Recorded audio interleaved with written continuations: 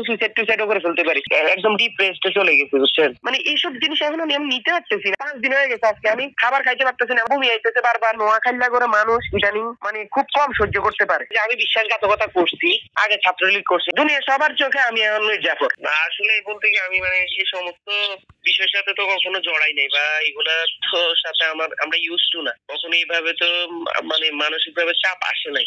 সব চাপ মিলে আসলে আমি আসলেই অসুস্থ। মানে মানে আমি যেমন জ্বর কাশ, আর আমি খাইতে পারতেছি না কিছু, ঘুম আসতেছে না, মানে মানুষের বুলিং এটা সেটা সবকিছু মানে মিলায় আমি আসলে একদম ডিপ্রেসড চলে গেছি, বুঝছেন? আমিও ঠিক এরকম একটা প্রিপারেশন নিয়ে নিছিলাম, আমি আন্দোলনও করলাম।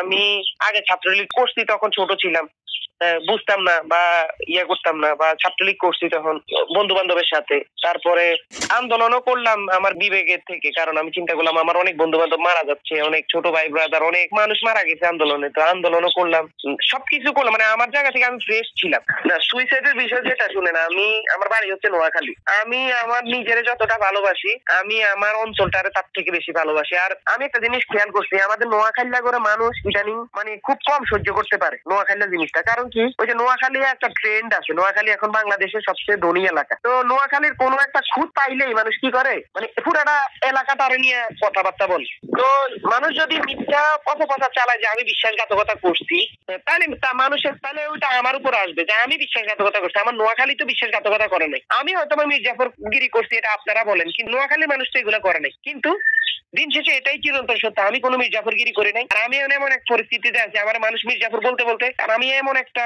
ট্রমার ভিতরে ঢুকে গেছি, আমি যে কোনো মুহূর্তে যে কোনো একটা খারাপ সিচুয়েশনে চলে যেতে পারি, হয়তো সুইসাইডও করে ফেলতে পারি। তো পেন নিবে কে বলেন ভাই? আমার কারণে আমার ফ্যামিলি, আত্মীয় স্বজন, মানে সবাই প্রচন্ড কথা শুনতেছে, মানে সবাই বুলিং এর শিকার হইতেছে। আমি মানে এইসব জিনিস এখন আমি নিতে পারতেছি না। আমি না নিতে পারি, আমি কি পরিমাণ প্রচন্ড লেভেলে অসুস্থ হয়েছে আমি জানি। আমি 4 দিন থেকে খাইতে পারতেছি না, 4 দিনে প্রায় 5 দিন হয়ে গেছে আজকে আমি খাবার খাইতে পারতেছি না, আমার গলা দিয়ে কিছু নামতেছে না, আমার বমি আইতেছে বারবার, আমি জ্বরে মরে যাইতেছি।